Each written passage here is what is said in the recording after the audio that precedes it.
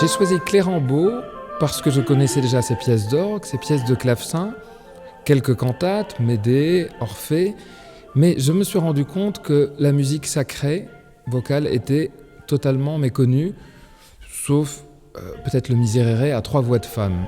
Et je me suis dit que la musique sacrée à 3 voix d'homme de Clérambault méritait vraiment d'être redécouverte. J'ai adhéré au projet d'abord parce que j'aime beaucoup la musicalité de Fabien. C'est un artiste que je connais depuis de nombreuses années maintenant. On a fait plusieurs projets ensemble, de l'opéra, de la musique religieuse en grand effectif, etc. Et j'aime beaucoup sa manière de concevoir la musique. C'est quelqu'un de très sensible et j'ai l'impression d'avoir la même sensibilité que lui, on s'entend très bien. Donc il m'aurait proposé n'importe quoi, j'y serais allé aveuglément.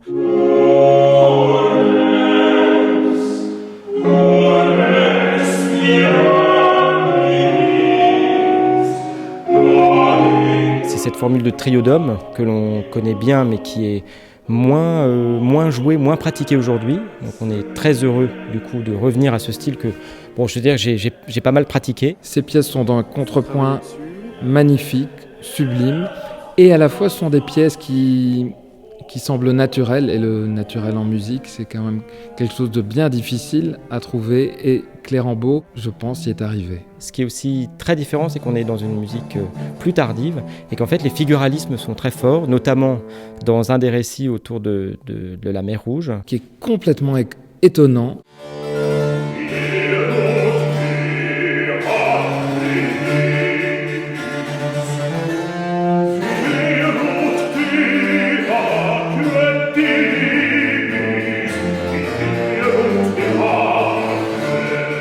Qui commence par un arioso de basse taille, des récits avec des triples croches pour la taille, et qui finit par un chœur d'un contrepoint sublime. Et qui cherche à aller au plus près de cette idée de déchaînement de la mer Rouge.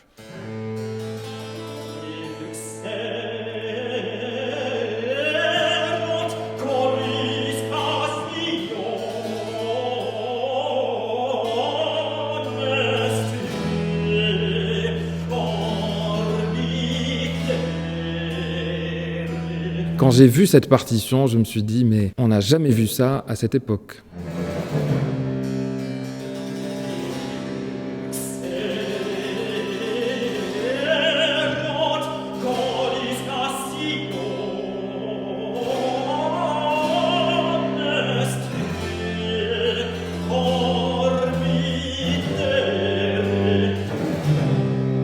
Ensuite, dans le motet pour la canonisation de Saint-Pie, il y a une tempête qui est pour moi un des rares exemples de tempête dans la musique sacrée.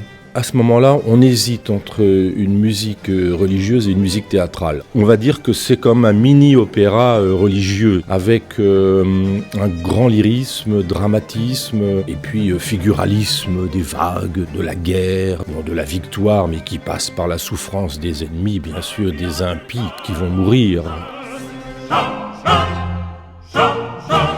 Et cette tempête, donc, est avec 2 violons, les 3 chanteurs et la basse continue, narre la bataille de Lépante, voilà, qui est une bataille célèbre, une bataille navale qui a fait 20 000 morts du côté ottoman.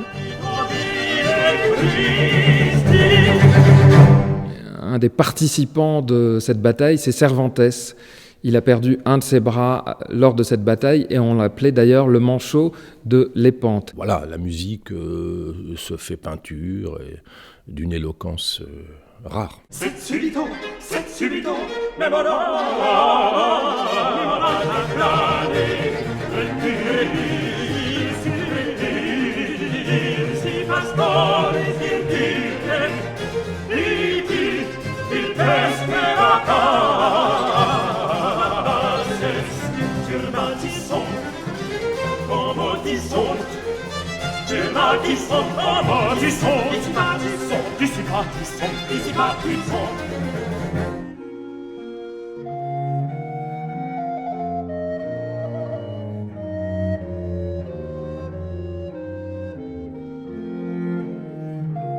Et ce Panis Angelicus donc, est une prière qui est quelque chose de très retenu, de très intérieur. Ça en fait une pièce planante, entre guillemets.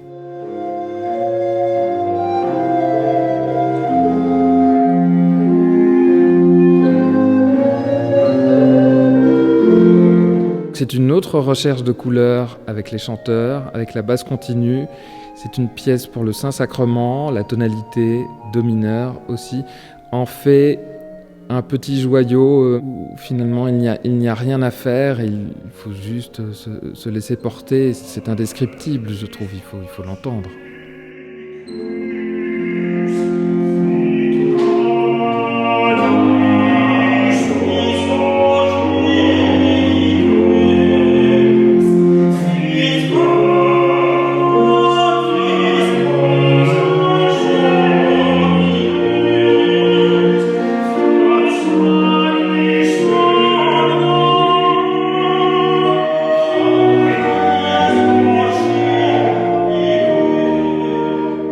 Alors les trois chanteurs, Cyril Oviti, Jean-François Novelli et Alain Buet, n'ont pas été choisis par hasard. C'est vraiment un projet que je porte depuis longtemps. Ce sont des œuvres excessivement exigeantes, ce sont des œuvres qui musicalement changent de ce qu'on a l'habitude d'entendre, donc peut-être aussi il faut rentrer dans un univers différent, et ça me plaisait d'aller là-dedans. C'est vrai que Charpentier on connaît, Rameau on connaît, Lully, et là on va vers du grand français noble de manière plus intime, et j'aime beaucoup ça.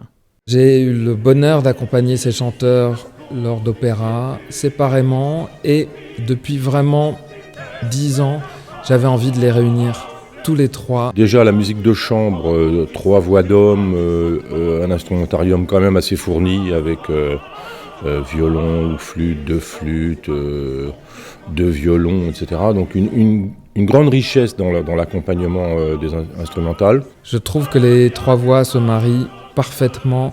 Ce sont vraiment des spécialistes de cette musique qui ont un naturel pour cela. Pour les parties vocales, le trio d'hommes, à la fois la volupté, la douceur de Charpentier et en même temps l'imagination aussi harmonique, plus moderne. Ça va vers Rameau pour moi, à certains moments. Et un contrepoint magnifique, des entrelacs de voix incroyables. Donc un challenge formidable, un défi extraordinaire aussi, parce que c'est pas de la musique facile à monter, à chanter. Clérambault, c'est avant tout du théâtre sacré, et ce nouvel ensemble, l'ensemble Sébastien de Brossard, donc, a voulu démontrer que si Clérambault n'a pas laissé de tragédie lyrique, il y a juste la pastorale, le triomphe d'Iris, tout le côté dramatique est là. C'est-à-dire qu'il nous a choisis en conséquence, en sachant pertinemment comment on chante, ce qu'on fait, quels sont un peu nos travers ou quelles sont nos qualités, et il nous laisse libre, avec notre outil, d'interpréter aussi cette musique comme on la ressent.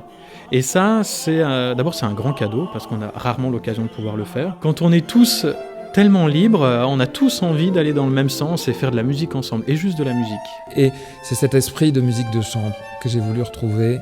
Ce souci du texte et donc du théâtre et donc de la déclamation. Nous avons beaucoup travaillé cette déclamation du latin à la française. Je pense que j'ai beaucoup embêté les chanteurs avec cela pour essayer de trouver la prononciation qui me semblait la plus juste par rapport au texte. Ce sens de chaque mot, j'espère qu'on a ciselé chaque mot.